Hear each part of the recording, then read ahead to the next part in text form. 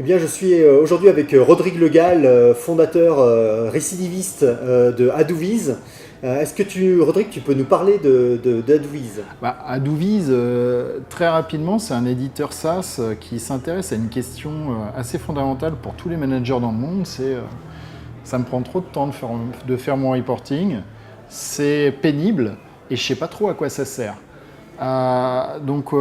Adouviz s'attaque à cette problématique-là et fournit une solution qui permet de piloter une activité, simplifier le partage d'informations, que ce soit avec ses collaborateurs ou que ce soit avec sa hiérarchie, et finalement permet de réduire très rapidement le temps nécessaire pour faire son reporting récurrent, donc toutes les semaines, tous les mois, tous les trimestres en fonction de ce que l'on a à faire. Donc tu es dans des ventes B2B, hein, tu t'adresses d'abord à des entreprises. Alors ce qui est très drôle, c'est que oui, je suis dans des ventes B2B et je reprends en fait la mécanique que l'on a connue dans l'open source, qui est d'attaquer directement l'individu, de résoudre le problème de l'individu. Donc j'ai plutôt une démarche d'attaque B2C pour vendre à du B2B. C'est-à-dire que je m'adresse à l'individu, je réponds à sa souffrance et en répondant à sa souffrance, je rentre dans une entreprise et j'élargis le scope en fait, de notre solution pour répondre à une souffrance un peu plus globale de management dans une entreprise. Voilà. Donc en termes de marketing, tu vas approcher les individus au sein des entreprises.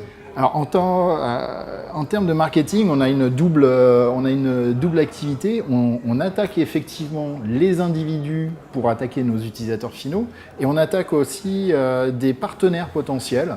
Donc deux activités complètement différentes avec deux messages complètement différents.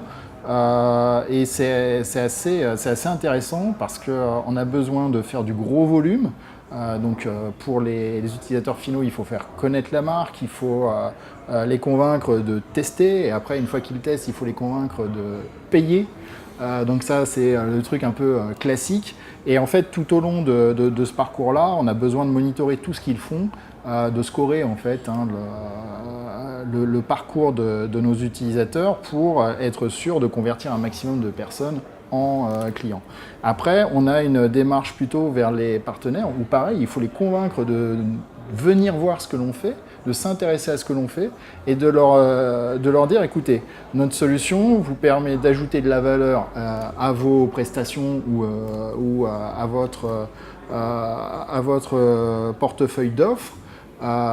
Discutons pour aller plus loin, pour que vous deveniez soit revendeur, soit partenaire de la solution. Donc là, j'entends parler de segmentation, de scoring, finalement, tu l'as pas dit, mais de content personalization. Voilà. Donc c'est du marketing automation à la fin que tu vas utiliser pour lancer le lancement commercial d'Adouviz. Alors, comme tu le sais, je suis 100% convaincu par la démarche. Pour moi, c'est ne pas initialement planifier le marketing automation dans le lancement d'un produit, c'est une grosse erreur parce que, ça peut prendre du temps quand on doit rattraper, donc reprendre le train en route, et deux, ça permet d'aller plus vite avec moins de ressources. Et étant une jeune société aujourd'hui, plus vite, ça j'adore, avec moins de ressources, je suis fan. C'est des actionnaires aussi qui vont être fans de cette idée-là. Je ne sais pas où tu en es en termes de levée ou d'actionnariat. Aujourd'hui, pour créer la société, j'ai fait une petite levée de 600 000 euros. Je suis en train de boucler la suivante.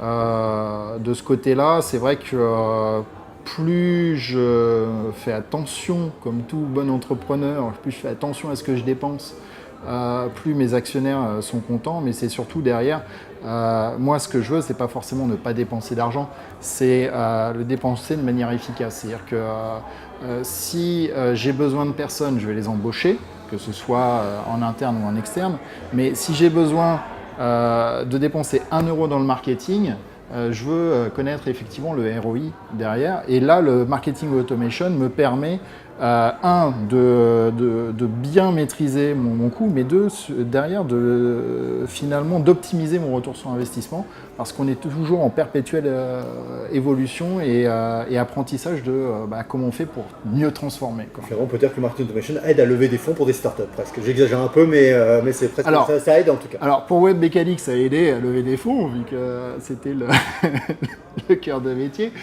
Pour nous, ça fait partie d'une démarche globale et sans ça, en fait, t'es pas à la page.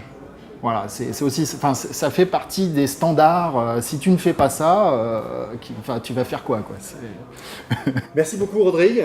Rodrigue Legal, Adouviz, pour vos reporting en entreprise.